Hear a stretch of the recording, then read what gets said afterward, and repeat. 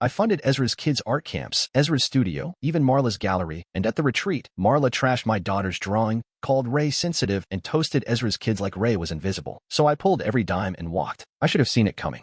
But sitting there in that dim little gallery, with the projector humming and the smell of burnt coffee in the air, I honestly believed my daughter was part of this. I'm Julian. I'm 42 years old, living in Portland, Oregon. For the past 10 years, I helped build this community, funded studio spaces, bought supplies, covered travel costs. I thought we were a family, a creative collective. I was wrong. Marla stood at the front of the room, clicking through slides like she was presenting some grand discovery.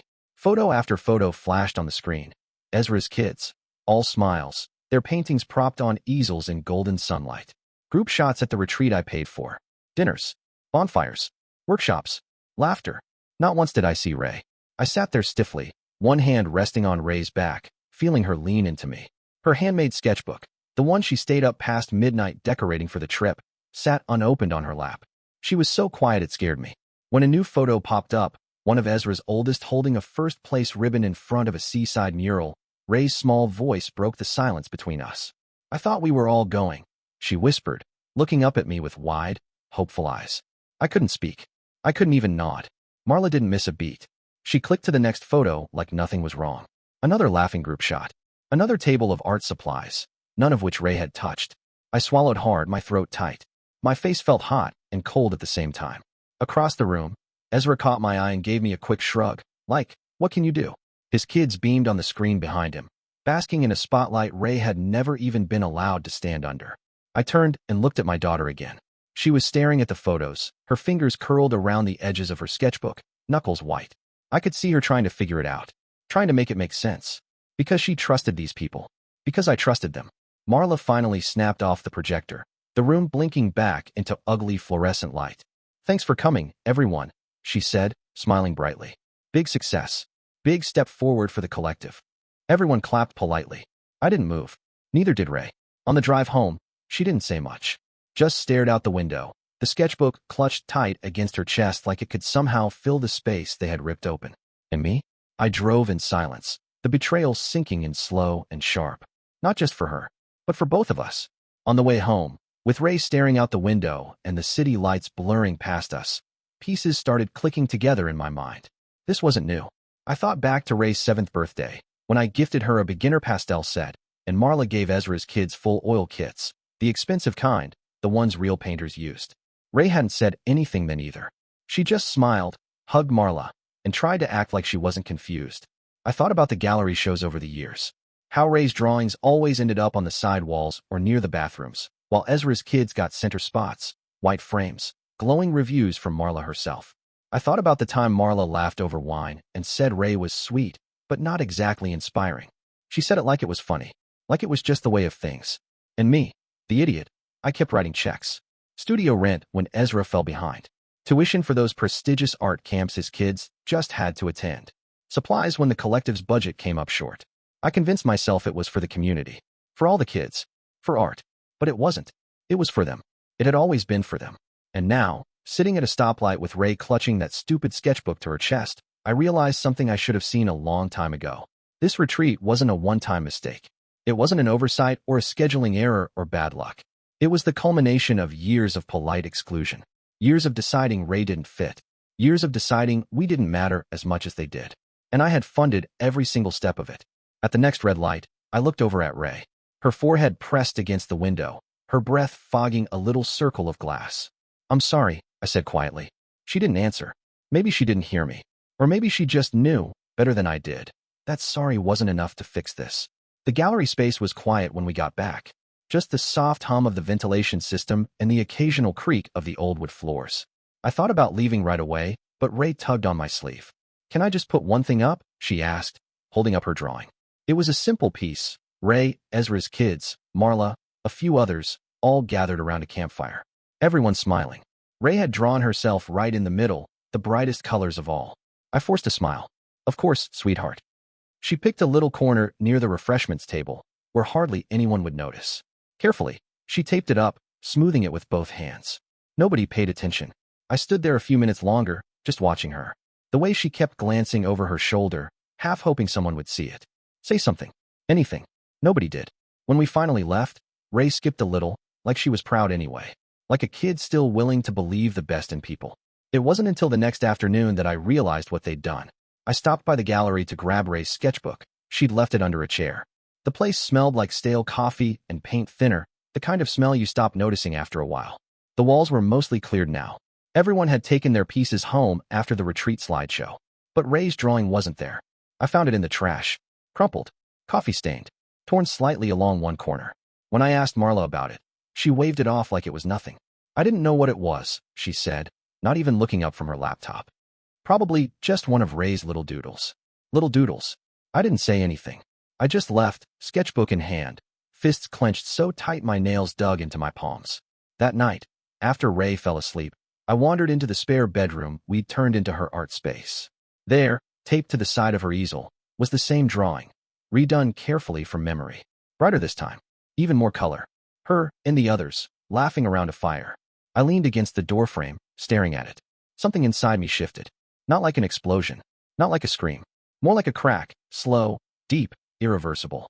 I realized in that moment that no apology, no scholarship offer, no pat on the back would ever make up for what they took from her. From us. I thought about all the years I stayed silent, thinking if I gave enough, worked hard enough, smiled politely enough, they'd see Ray the way I saw her. They never would.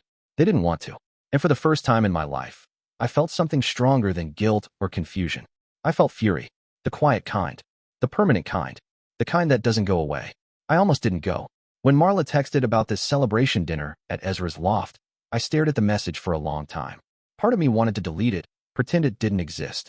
But Ray had already seen the invite pinned to the gallery board. She was excited. Maybe, some stupid part of me thought, maybe they realized. Maybe they wanted to make it right. So we went. Ezra's loft was packed. Paintings on every wall, fairy lights strung across the ceiling. The smell of garlic and roasted vegetables filled the air.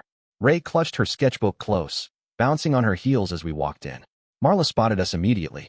She came over with a tight, rehearsed smile.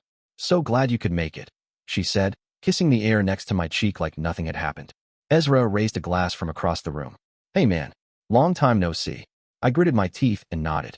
Ray slipped away toward the snack table, already sketching something in the margins of her book. I tried to stay calm. Really, I did.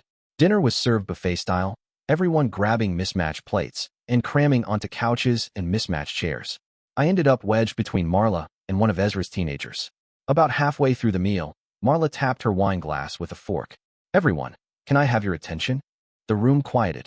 "I just want to say how proud I am," she said, beaming. "Ezra's kids have really shown such poise at the gallery events. They're such a credit to our community." Everyone clapped politely. Then she turned to Ray. "And of course," she said, voice a little too bright, "we appreciate Ray's sensitivity. It's important too." The word hung in the air like a bad smell. Ezra chuckled. "Yeah, Ray's always good for a little drama." A few people laughed. Not loudly. Not cruelly. Just enough to twist the knife. I looked over at Ray. She had frozen, her fork halfway to her mouth, staring down at her plate. Something inside me snapped, but not the way they expected. I stood up slowly, setting my napkin on the table. The room went silent. "I'd like to say something," I said, my voice steady. Marla smiled nervously. "Of course, Julian." I looked around the room. Looked at all the faces I had supported for years. Looked at Ray, sitting there trying to make herself smaller. "I funded this retreat," I said, calm and clear. "Every ticket. Every supply. Every meal." A few people shifted uncomfortably. "I funded Ezra's studio rent for 2 years. I covered art camp tuition. I paid for the new kills you all use. I never asked for anything in return. Except maybe, that my daughter be treated like she belonged here." No one spoke. I reached into my jacket pocket and pulled out an envelope. Thick. Heavy. "I kept the receipts," I said, placing it in the center of the table. Not because I needed proof, but because I wanted to remember exactly how much I gave to people who never saw us as equals. I looked at Marla. "You talk about sensitivity like it's a flaw, but you know what Ray's real flaw is." Marla blinked, caught off guard. "She trusted you." I turned to Ezra. "And you," I said. "You let your kids believe they were better because someone else was paying the bill." Ezra opened his mouth, then shut it. I didn't wait for a response. I turned to Ray, who was sitting frozen, eyes wide. "Come on, kiddo," I said gently. "We're done here." I took her hand, and we walked out, leaving the food, the fake smiles, and the heavy silence behind. The first thing I noticed was the quiet. No texts, no calls, no frantic emails trying to smooth things over. Just silence. It was strange at first. I kept checking my phone like I was missing something. Some part of me still half expected Marla to show up at my door with a weak apology and a tray of stale pastries. But nothing came. Instead, Ray and I made plans of our own. That Saturday, we went to a zine fair downtown. She carried her sketchbook tucked under one arm and pointed out every booth she wanted to visit.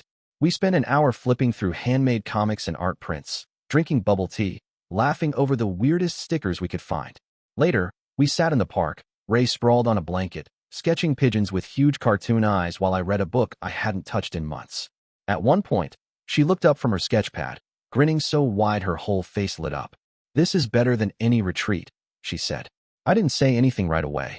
I just memorized the way she looked right then. Loose, happy, free. She wasn't trying to prove anything. She wasn't waiting for permission to belong. Neither was I. That night, after she fell asleep, I sat on the back porch with a mug of tea and let the silence settle around me. It didn't feel empty. It felt clean. I realized then that I didn't miss them. Not Marla. Not Ezra. Not the gallery shows, the stiff dinners, the whispered judgments pretending to be advice. I didn't miss trying to wedge Ray into a space that was never meant for her. We didn't need their permission to make art. Or to be happy. We never did. It took about a week before they cracked. The first message came from Ezra. A simple text, no greeting, no apology. "Ezra, you're overreacting. Don't throw away years of friendship over a misunderstanding." I stared at it for a while, then turned off my phone. 2 days later, another one. "Ezra, the collective's floundering without you. We're stretched thin. Marla's talking about shutting the doors." This time, I actually laughed. They didn't miss us. They missed the free safety net. The endless second chances. The comfort of knowing someone would always pick up the pieces. The next day, a letter arrived. Real paper. Marla's handwriting, stiff and formal. "We just want what's best for Ray." "Sure you do." She went on about how the community needed unity and how misunderstandings could be repaired if I would just sit down and be reasonable.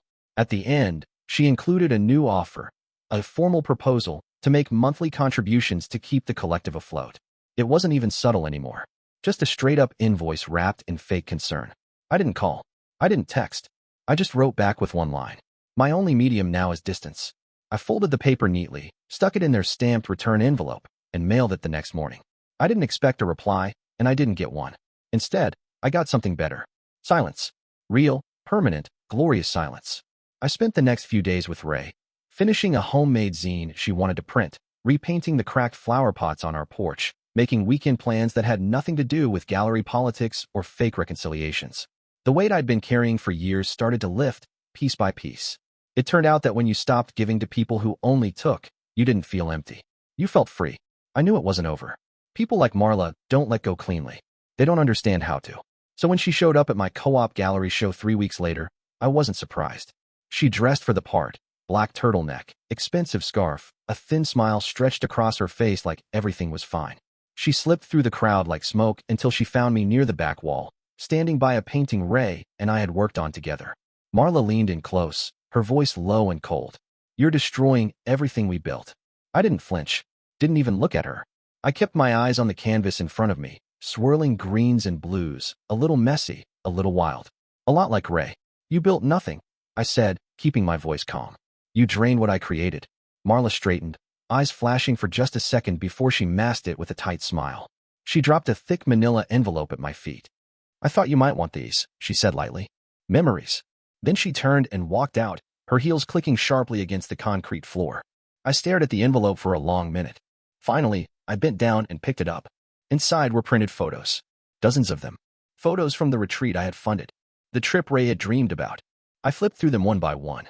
Ezra's kids laughing on the beach, painting in the studios, standing in front of gallery walls. And Ray?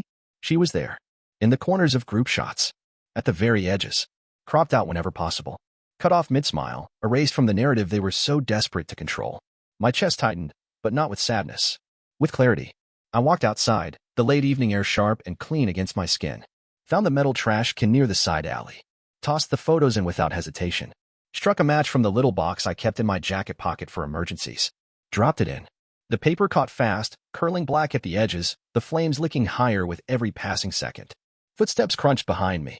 I turned to see Ray standing there, hands jammed into her coat pockets, watching the fire with wide, steady eyes. "You okay?" I asked. She nodded, a small smile tugging at the corners of her mouth. "They didn't deserve you," she said simply. I smiled back. feeling something warm settle deep in my chest. No, I said. They didn't. We stood there together, watching the fire burn down to ash. And for the first time, I didn't feel like I was losing anything. I felt like I was finally clearing space for something better. A few weeks after the gallery show, Ray came home from school with a project tucked under her arm. Art assignment, she said, dropping her backpack in the hallway. We had to draw our sanctuary. She sounded casual, but there was a glow to her, the kind that made me put down the dishes and follow her into the living room without even thinking. She pulled the paper out carefully and held it up. It wasn't big, just regular poster paper, a little wrinkled from being carried all day. But the drawing on it stopped me cold. It was us. Me and Ray, sitting side by side in a small sunlit studio, surrounded by plants and books and canvases. There were string lights on the ceiling, paint splatters on the floor. A dog, maybe the one we kept saying we'd get someday, curled up near the window. At the bottom, in neat, careful handwriting, she'd written, "This is my safe space." I didn't even realize I was smiling until Ray shifted nervously, like she wasn't sure what I'd think. "You drew this," I said, voice a little rougher than I meant. "For real?" She nodded. "Yeah, it's kind of what I think about when I feel weird. Like, when people act like we don't belong." I cleared my throat and rubbed the back of my neck, trying to keep it together. "You belong everywhere," I said. "Especially here." She grinned and hugged me without warning, her sketchbook squishing between us. Later that night, after she went to bed, I found an old frame in the garage, scuffed but still good, and cleaned it up. I framed the drawing carefully, smoothing out the wrinkles as best I could. The next morning, before Ray woke up, I hung it on the wall of the new gallery space we just signed the lease for, a tiny studio in a rundown building downtown, with leaky pipes and the best light I'd ever seen. Our gallery. Not polished. Not prestigious. Ours. When Ray saw it hanging there, her sanctuary, our sanctuary, she didn't say a word. She just smiled that big, wild smile that didn't ask for permission anymore. And for the first time, I realized we hadn't lost a damn thing. We had just made room for something better. Something real.